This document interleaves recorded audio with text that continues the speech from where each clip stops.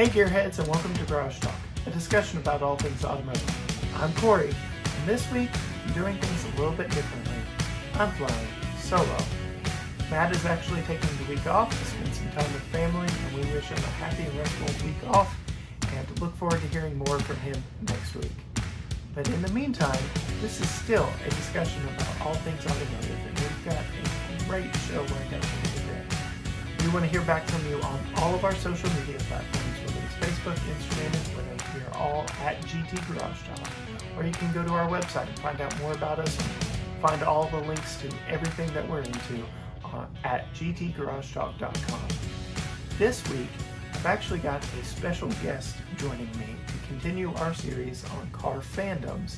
Last week, we talked Jeep Wranglers. Well, today we welcome my brother-in-law, Jeff Tittle, to the show, and we are going to be talking Toyota Tacomas today. So, Jeff, say hey.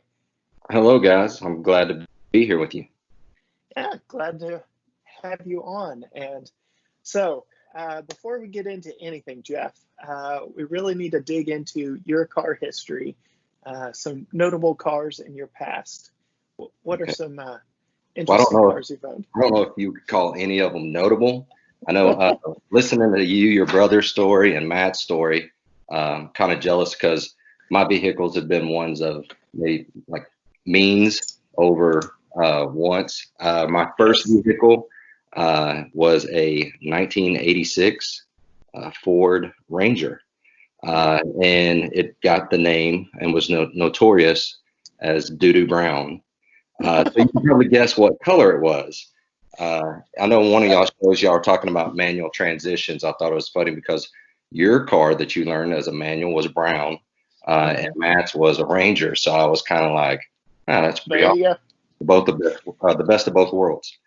So basically, it was kind of a hand-me-down from my dad. It was a four-banger, 2-liter, not much there. It was very base. But it was a stick, and that's what I learned to drive on. So that's the one I had probably as the longest length of time. I finally totaled it. It didn't take much. Delivering pizza, a guy pulled a U-turn in front of me, and that was the end of that. Other than that, the vehicles were basically family cars. When me and Christy had Jordan, we got a Sentra. That was our first family car, just a basic 4-door Sentra. It was a 93. Again, not much to it, but it was nice. It's the one had the electric seatbelts. That was cool. That was the in thing back then, where you had no choice but to put your seatbelt on. At least the top part. Yes, you could unbuckle that top part and get rid of it. Yeah. Or a malfunction could eventually choke you possibly or trap you in your car. So, but that was great. After that was handed down to me, and I got the hand-me-downs, it seemed like, for the most part. And then we got a Mitsubishi Montero Sport. It was a 97. At that point, that was kind of our luxury vehicle as far as a sporty SUV. It was great. At that time, we had Carly, so we had 2 kids. And it did have a real sporty look. Probably one of our favorite vehicles. Well, what do you have now? What's in your driveway now? Oh, in the other than the Tacoma that we're getting to. Okay, let's go to this part. Now, the first car that I got that I was able to go to a lot and pick out myself was an F-150. Like Matt, I'm a Ford guy. Started with the Ranger, and then in 2000, can't all be perfect. Can't be. So me and Christy on our anniversary, we actually went to a lot, and we were there a lot longer than what she wanted to be there.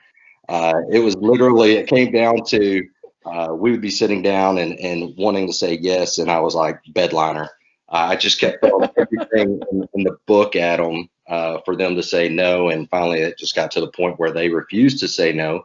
And it was a vehicle I wanted. It was the 5.4 liter, really nice truck, the alloy wheels. It was just top of the line sunroof. It had everything in it, at least for 2002, it did.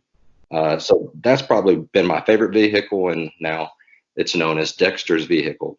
The only time. Who is Dexter? Dexter is For our those who little don't know. puppy. He's roughly about 165-pound Great Dane. So he gets a lot of stares when his head's sticking out of that back window. But Yeah. needless to say, that vehicle has all kinds of drool and hair all over it. So if you see me in the F-150, Dexter's in there with us. Now, Christy's car, she's had a couple of cool cars. She had the Hyundai Genesis Coupe, which is a real sporty car. That was fun for the short while we had it. If you can imagine. I think that's what she was driving when I met y'all. So yeah, that was actually fun because for that size, it had a 2.0.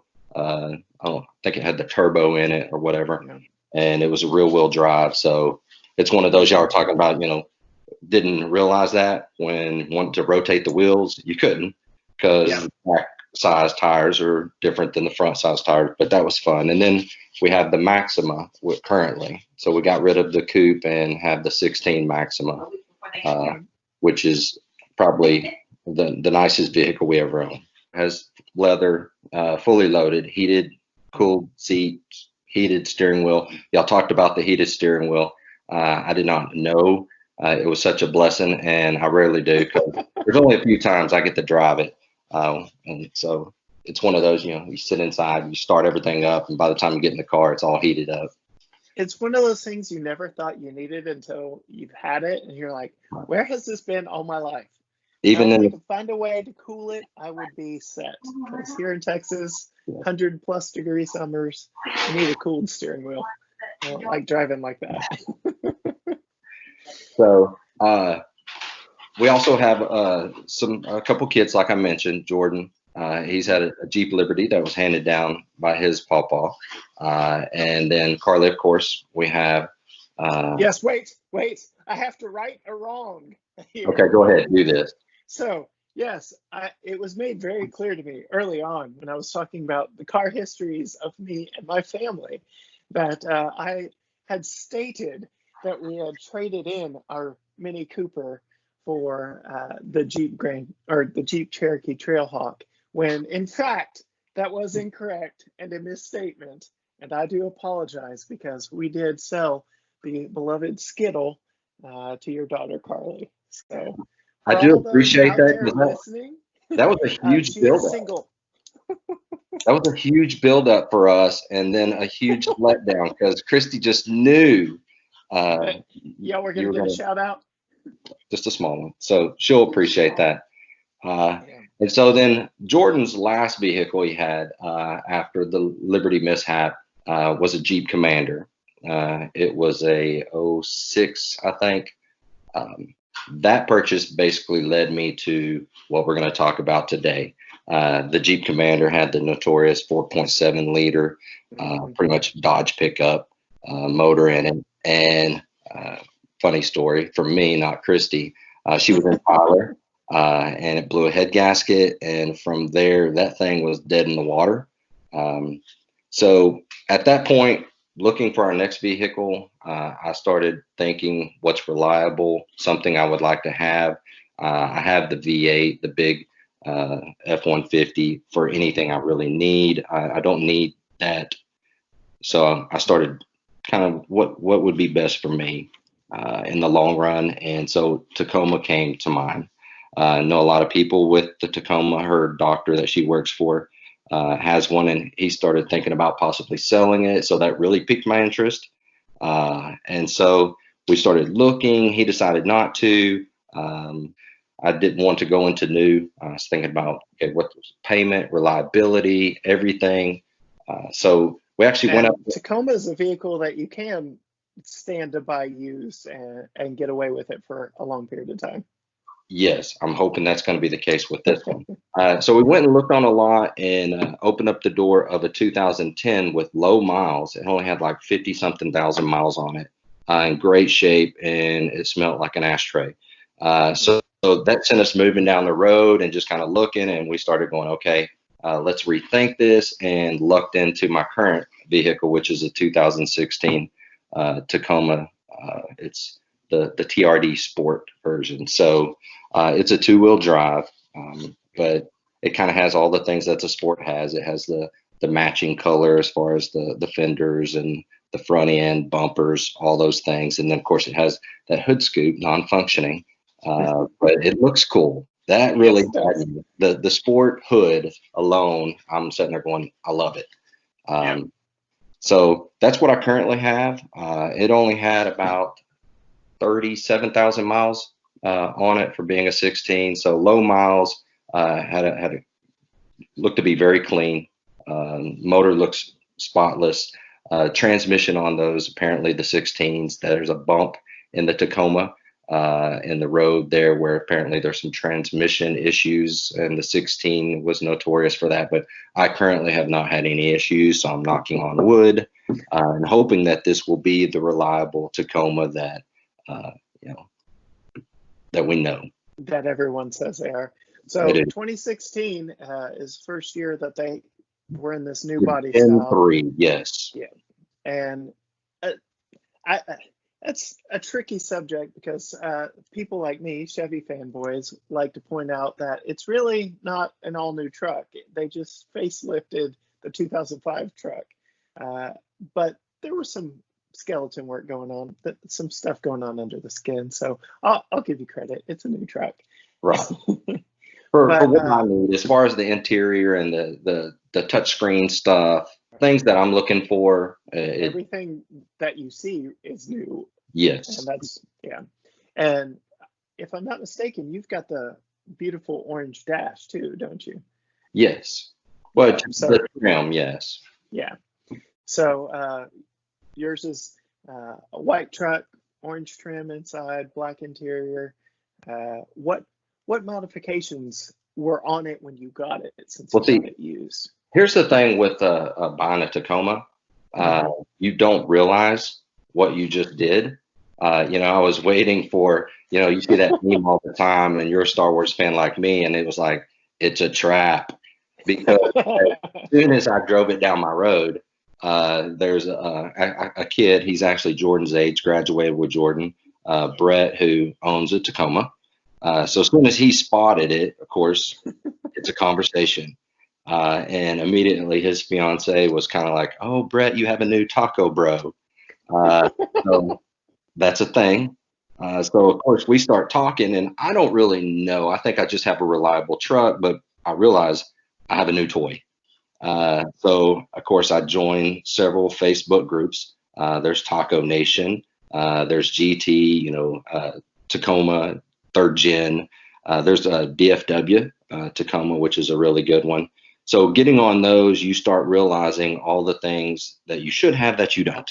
And I started out real slow. First thing I did, being responsible, is of course floor mats. Right, So right. I think I got a bed mat that just came in. I've done some modifications as far as some vinyl. You can only do so much.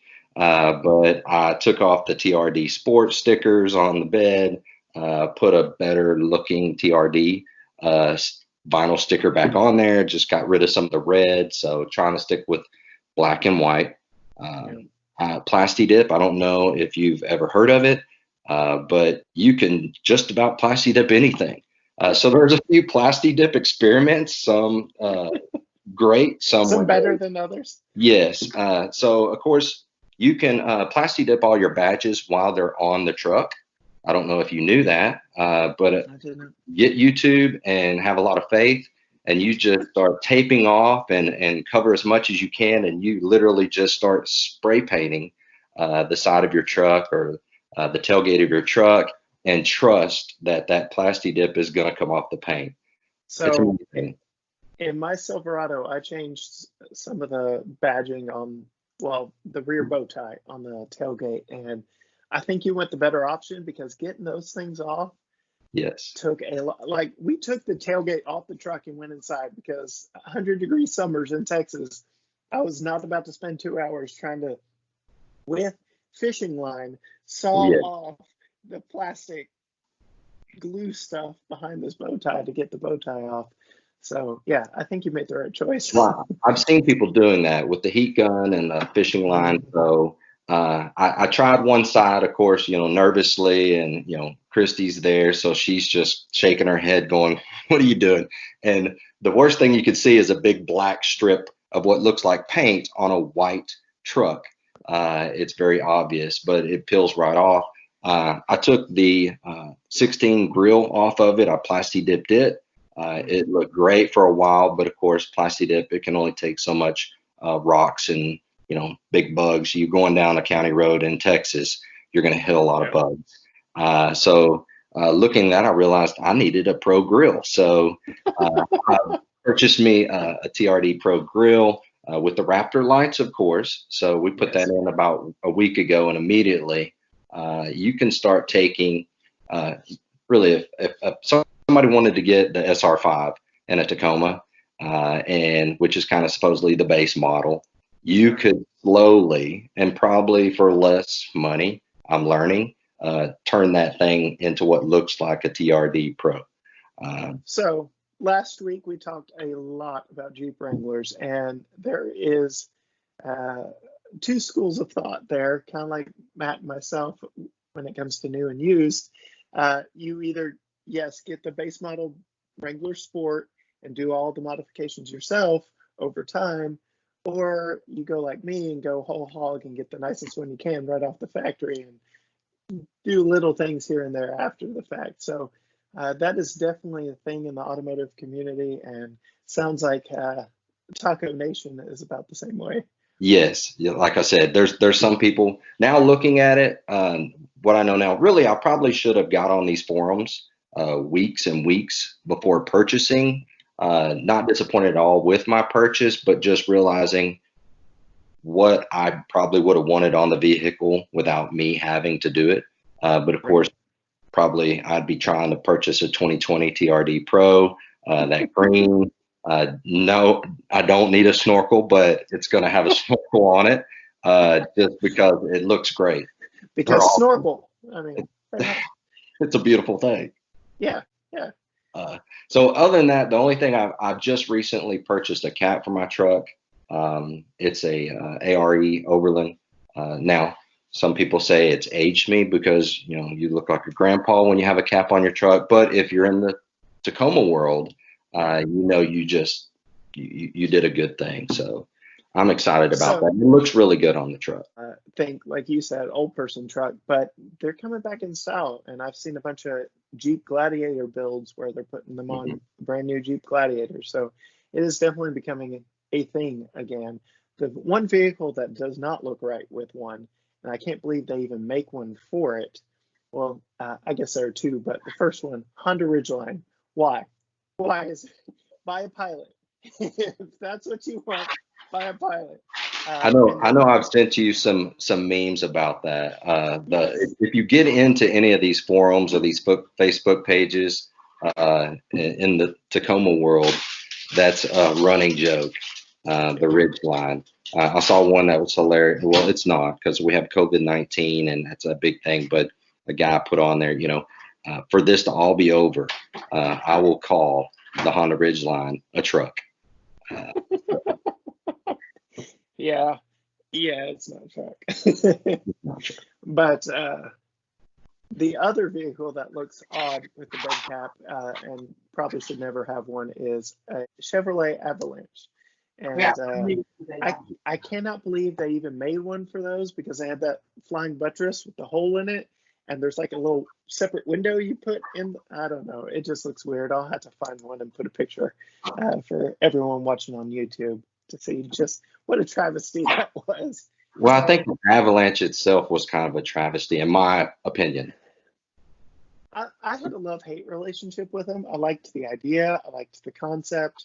Because how many times have you wanted a truck really to haul people, not necessarily a lot of stuff, but then there's that one occasion where you need 4 more feet in your bed and you just couldn't get it. So yeah, you go back and forth, but obviously more people agreed with the hate side of my internal argument on that, and Chevy discontinued that. Yeah, I remember when we lived in Louisville, my neighbor purchased one. It's the first time I ever saw one, and it was orange. and we had a rear entry alleyway, so we shared that alleyway. And I had leaving work and being out there, it was in that driveway. And for the years we lived there, I never changed my mind or my opinion on that truck.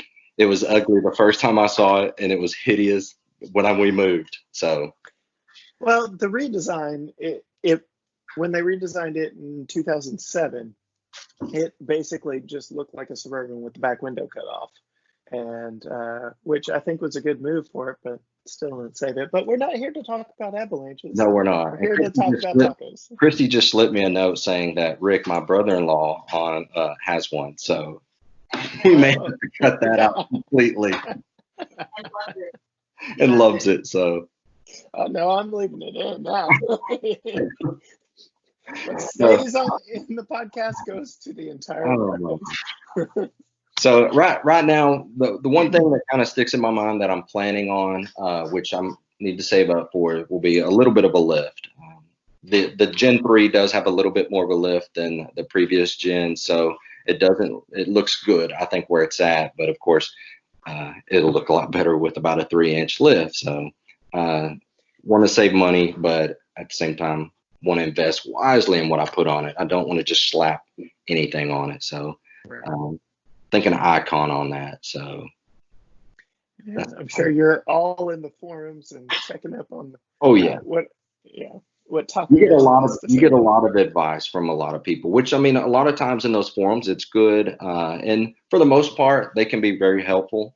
I mean, the cap that I found in DFW, those caps aren't cheap. A lot of people look at them and they go, they're ugly, they don't, but it's a $2,000 investment on a lot of those, and I actually found that for $350. So I told Christy, I just saved her a lot of money. So, you ever hear that? It was on sale. I literally saved you hundreds of dollars. Flipping their words back. That's right. Yeah, no, I'm usually the one saying that in this house. Yeah. I saved so much money, honey. Right. So, yeah. So how long have you had it exactly? I went car shopping spring break. It got to the point where, of course, with the Jeep Commander being gone, we had to put a couple other vehicles that we had in the shop for little minor things. So it was kind of a desperation. We were really looking. So spring break. So just here in the last month or so, haven't had any issues. I mean, it's only been a month. It's a Tacoma.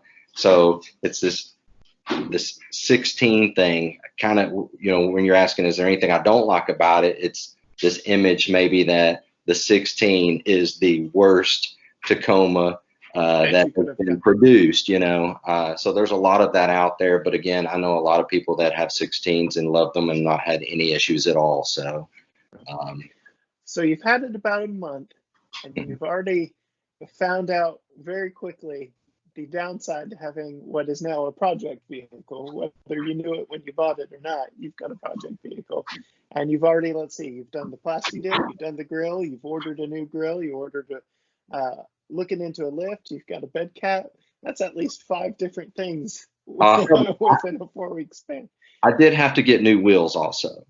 So see? Yeah. I had, that's actually the first thing I did, is I popped the wheels and tires off of that Commander. So the tires were great. They were Nito Terra Grapplers, the G2. So those are perfect and fit perfectly on it, but I had to get new wheels for it to go on. Right, because you just can't put it on stockers. So yeah, I might suggest that my wife not listen to this episode, because I am still vying for that Jeep Wrangler, and it's going to be all the same problems going down that road. Well, I've got to do this, or I've got, in order to get bigger wheels and tires, I've got to get a lift. And it's a slippery slope that we start down. I'm also trying to get something with a V8 engine, so that's also something that I could be like, well, it's an LS motor. I could do this to it. I could do that to it. Very, very slippery slope. Yeah, you're kind of going the other way where I'm trying to, going to the V6. I'm going this direction. You're going that direction, but we're at different stages in our lives too. So That's true. I would definitely, if I were you, you need the V8. Oh yeah. I'm looking right now at used Chevy SS sedans. It's got the Corvette motor in it, just with 2 extra doors and a nice large back seat for Tucker. So Oh yeah, that's we what you need. actually, when Holly and I were out driving today, we saw one pass by that had some modifications. They had lowered it a little, custom wheels, tires, done a little bit visually to upgrade it. And I was like, babe, that's on my short list as it drives by us. And she goes, a family car? I'm like, yes, but. So we'll see. We'll see what I end up with. Only time will tell. I just want to go so many different directions that who knows what I'll land on. So, month into ownership, you've done several projects so far, got a few lined up that you're saving up for, lift, and things of that nature. Any interesting stories in this short period of time? Well, not really specific interesting stories. I know a lot of people. It's like anything else. When you dive into something like this, I mean, you're a big sports fan. You like the Stros, so it's similar to that, but it's just a vehicle. But it's the same thing because there's this kind of like camaraderie. Like you've joined a club, and if anybody else around you owns that vehicle, you talked about Jeeps last week. It's kind of like there's a bond there. So just it's been interesting. For instance, this kid down the road, Brett, I coached him, I taught him, hadn't seen him forever, and now all of a sudden it's like we're messaging each other constantly as far as projects that we're looking forward to. Even on the cap, he has a cap on his also, so we're looking at this week fabricating some pet screens for the windows out of some expanded metal and stuff like that. So it's basically just like anything else. It's guy It's time. become a hobby. Yeah, it's no different than fishing with a buddy or anything else. You find yourself in those forums quite a bit. If I'm on my phone, I'm probably on Facebook and I'm probably on one of those 3 or 4 forums just looking at things. And so And my son, which we kind of talked about earlier before we started the broadcast, is he because as soon as I purchased it, I said, hey, if you're looking for a vehicle, because he needs a vehicle, he's actually in a Impala that was owned by my parents, and it is the classic hoopty car. I mean, he has not taken care of this vehicle at all. And so I just texted him. I said, hey, you're in a position where you're going to be looking probably at vehicles if you want something that will last and reliable and probably would fit your lifestyle and what him and his wife Marley like to do. Tacoma's the best fit. Well, a couple weeks later, I start getting messages, and next thing you know, he also has a 16. It's a SR5, but it's limited, so it's loaded on the inside. It's leather. It's very nice. It's a 2-wheel drive also. He's got a 6-inch lift on it. nice. It's just a spacer lift, a rough country, but it looks great, especially with the tires and rims that he has on it. It looks really good. Well, for those not listening but watching on YouTube, I'll splash a picture up of it right here, so for all to see. But yeah, when I saw it, I was like, man, I kind of like that. Yes. When my wife saw it, sorry, Jordan, she was like, oh, I don't like that color. Yeah, it's some people call it the quicksand, or they may even call it sandstone. Yeah. It's beautiful. It's a beautiful So color. I will speak up for him since he's not here to share himself, but that's actually a color Matt would have on one if he had spec'd it out. He's already said in one of our previous episodes. Toyota's also got a really awesome, I pass up a Tundra every day when I go to and from work. It's like this flat slate gray color that is amazing when you put it on a TRD Pro with all the black accents.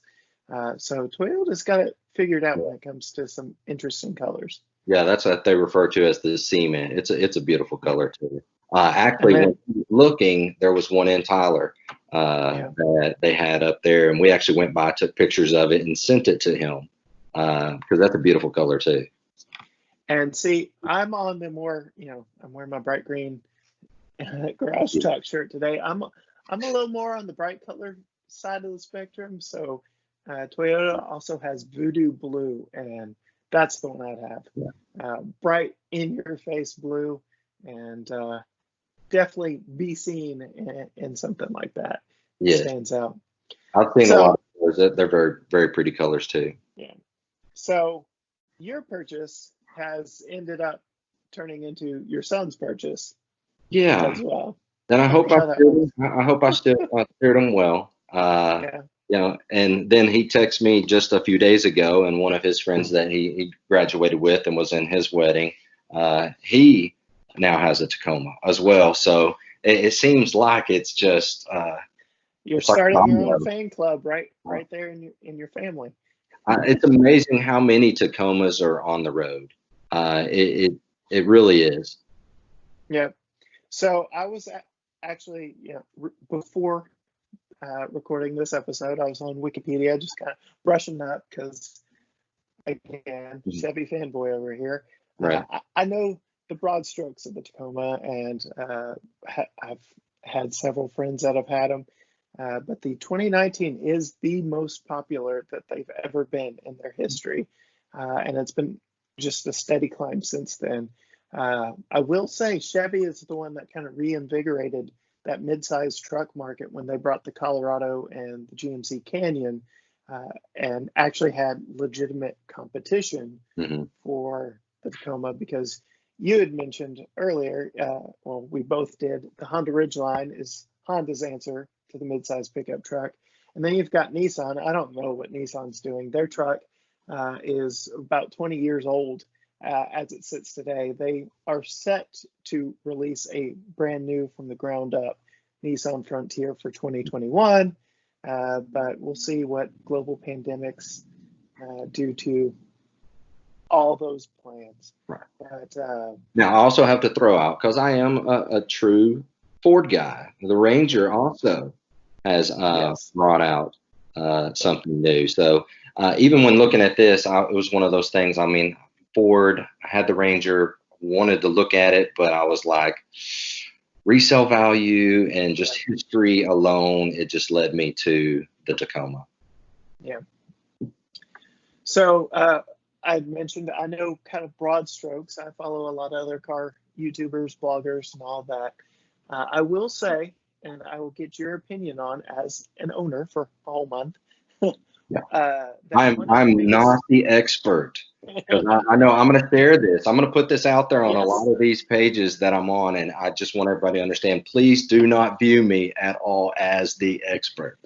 We'll have to do a follow-up with you in a year or so's time frame, just to Absolutely. see what has changed, how much the truck has changed, Yes. what all mods you've done, and how it's fared, if it's living up to the curse, so to speak, of 2016, or if, knock on wood, you've made it without a hitch. But I will say the one major complaint that I've heard from all car YouTubers, bloggers, this way and that, that none of the competition really has as a knock against them, is the design of the seats inside.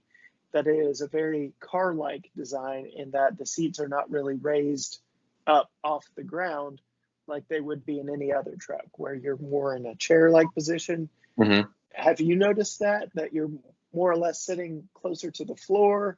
Is that a problem for y'all? Have y'all taken it on any road trips where you would even notice that of any distance or mileage?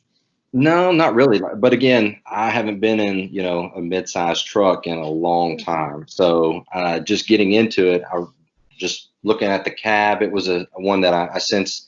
Obviously, it's smaller than a full-size truck, but the way it sits, I really didn't, I guess, really know what to expect. I'm very comfortable in it. I actually feel like I have more room than I thought I would. And for some reason, I know a couple people that have a Gen 2, and this is probably completely wrong, but to me, the Gen 3 seems more spacious, or like I have a little bit more room, but that could be completely wrong. I think it's all in your head. It's probably in my head.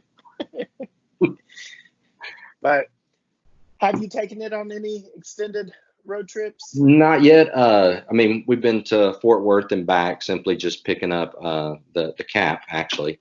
We do have a trip this weekend planned to head to Broken Bow for a little vacation. We just planned that with Jordan. So actually, one of the things we're very excited to do, not that we're going to be off-roading, you know, we're talking two-wheel drive here, but there's going to be several photo ops. There are several photo ops that we're hoping to take advantage of. It'll be cool to see those two side by side. And I'm sure y'all will be comparing notes the entire weekend. Well, you won't be mistaken. You'll know which one is the young man's truck and which one is the old man's truck. Yeah. Yeah. Well, I've seen yours in person. I've only seen pictures of his, but just what I've seen of his, yeah, I can see what you mean by that. Yeah. That's what, when we were talking about, he was wanting to purchase it at the time, you know, he's constantly asking my opinion. And, you know, I was telling him, I was like, Jordan, me at 26, I wouldn't even have this conversation with my dad. I would have already purchased it a long time ago. And, you know, you've talked about buying cars and everything. And so it's one you just have to, you know, you have to go in a mindset of what do you want? Is it interest? Is it the low payment? Is it the price, you know, the bottom dollar? And, you know, for me, my experience in purchasing cars is if you leave and you felt like you got a good deal, then you got a good deal, and leave it at that. Don't go investigating. Now I've learned that like y'all, I think y'all mentioned, is the bottom dollar and your interest rate. And I told them as soon as you leave, don't feel like you have to stay with that finance company. Find a credit union, go refinance. You can always get a better rate. Yep. We refinanced Holly's Jeep within the first year just because we found something better after the fact. And we've been thoroughly happy with the refinance because we got a lower rate. Essentially started over, but I think we were only 3 months in. So kind of gave us just a little more flexibility. Of course, we're paying over the monthly payment anyway to pay it off early. But that's another discussion for another day. So sorry. My last question for you. Yes, sir. Is in relation to the purchasing process for you and your Tacoma. So you had mentioned the Jeep Commander going down and kind of being in a hard spot. You had reached out to Matt and myself, asking our thoughts and opinions. And there was actually another car on your list that you were looking at. You want me to go ahead and say what it was? Sure. I think it was the 4Runner, Bob. It was. It was. And so obviously Toyota's reputation precedes them, and their idea of reliability and just how good they are overall as vehicles. Do you happen to remember the advice I gave you? It's the same thing underneath. I think that's what you said, and you can't go wrong with the Tacoma. So let it be known, this Chevy fanboy here did not try and steer you away. That I actually pointed you towards the Tacoma.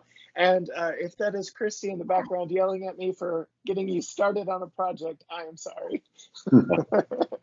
Well, I will have to say, it was sort of a plan. We were thinking there for a while, getting her a 4Runner and me a Tacoma, and just going straight Toyota and being that family. Because there's a lot, you'd be amazed how many in the Tacoma world that the wife has a 4Runner. So they have two toys in the garage, the 4Runner and they have the Tacoma. So it just worked out. We were able to refinance the Maxima. And I tried to explain to her the 4Runner does not have all the bells and whistles that you like in the Maxima. The heated steering wheel, the cooled and heated seats, the leather. So So that's funny that you bring that up, because in last week's episode about Jeeps, Jason shared he's got a buddy. His wife got a Wrangler, so he went and got a Gladiator. So the same thing, just different community, different world. So that's interesting. It is. It is. I would say in the future it may be a life goal though, for us to have. The Forerunner, specifically the off-road. Those are really sharp. Yeah, get it in Voodoo Blue. I'm telling you. Hey, she would. I don't know if I would. It's Chrissy, a little. I got your back on that one. It's right up there with the Inferno, which is kind of, I guess, that orange color. So. Yeah. Well, that's awesome. All right, very last thing I'll cover with you, filling in for Matt, because this is definitely a discussion point he would harp on a little bit more than I would. You had mentioned just the camaraderie that you have with other taco owners and your neighbor down the street, and now y'all have project vehicles that y'all work on together. And that's kind of the motivation behind Garage Talk, is that it's time together, it's time to bond, it's not just talking about your vehicles, but working on your vehicles. And have you seen that as a benefit since purchasing the taco? Have I seen that as a benefit? Yes. I have, but of course I'm a guy, so of course I would. Now, I think especially with the time that we have, we're in a different stage right now with COVID-19 and the work schedule and everyone's work schedule. So, when you have a lot of people that normally are working. Now, if I was in school as an administrator at work 5 days a week, which obviously I'm not, would I be doing as much as I'm doing now? Probably not. But given the additional time on hand, because everything that's going on, I think everyone needs kind of a release or something to do. You can't just stay inside and quarantine yourself. I don't think that's healthy for anyone. So in that sense, it's actually just been it's a blessing, because it gives me something additional to go tinker on and keep my mind busy. Christy may think otherwise. No, she's enjoyed it. As far as everything she understands, kind of probably besides the cap, she's coming around because I'm explaining to her how that's going to allow Dexter to ride in the Tacoma as well. And so it's going to give us some options there. So does that give you all any long-term thoughts to getting rid of Dexter's truck? I mean, you could use the money from the sale of that for parts. Probably not.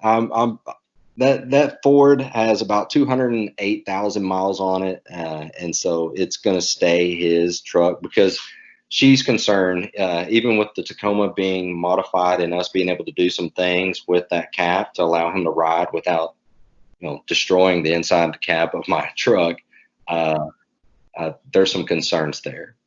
We're putting our child in the back of a pickup. You know how dangerous that is, Cory? I did it. I grew up riding in the back of trucks. Come on. Hey, this is a true story, actually. Way back when I was probably in the 5th, 6th grade, me and a couple of friends, we rode in the back of a full-size pickup truck. We'd ripped carpet out of their house, and we were taking it to their aunt and uncle that lived in Louisiana, just outside Alexandria. So me and a couple of my friends at that time, we literally rode in the back of the truck on top of that carpet all the way to Louisiana. That's a long trip. Yeah. So hey, I went all the way to Florida. It was fun. Yeah.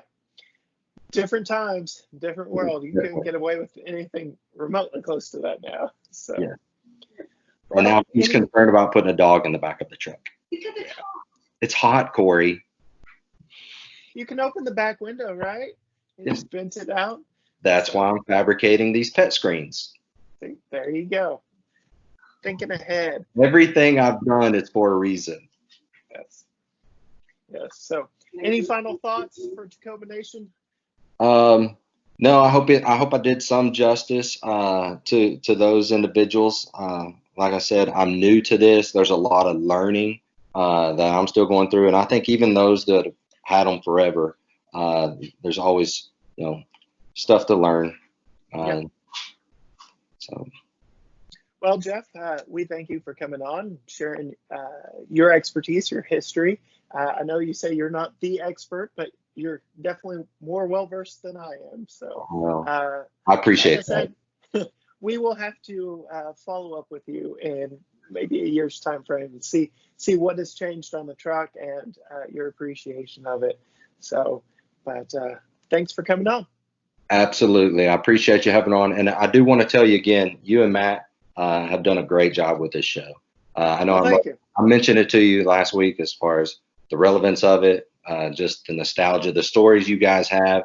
It just makes me go, God, I remember that car, or my friend had that, or, I've done this. And it's just a really cool way of communicating. And well, thank you.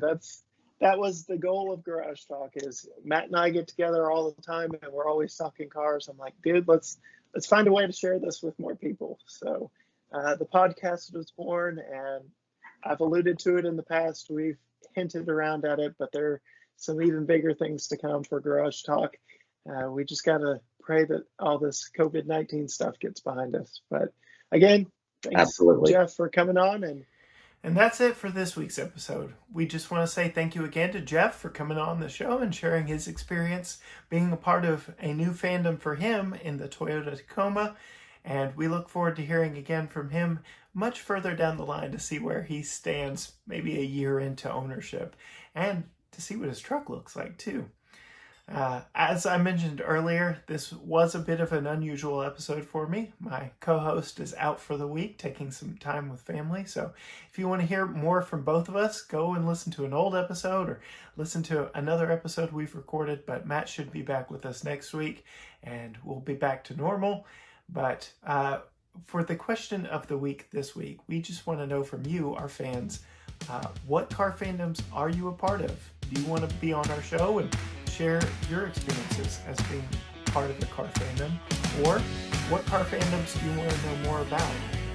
Are there certain cars that you know have cult followings that we have not yet covered? Let us know by putting a comment down in the comments if you're watching on YouTube, or go on Facebook, Instagram, and Twitter. We are all at GT Garage Talk. And you can share your opinions and thoughts there. Or you can go to our website. It's got links to everything on it, gtgaragetalk.com, and you'll be able to find a way to get back in touch with us. But we just want to hear from you so we can keep producing great content for you, our listeners, and our viewers. If you haven't already, please subscribe on whatever podcast platform you're listening to, or if you're watching on YouTube, subscribe, hit that bell icon so that you get notified every time we upload a video. And until next time, bye.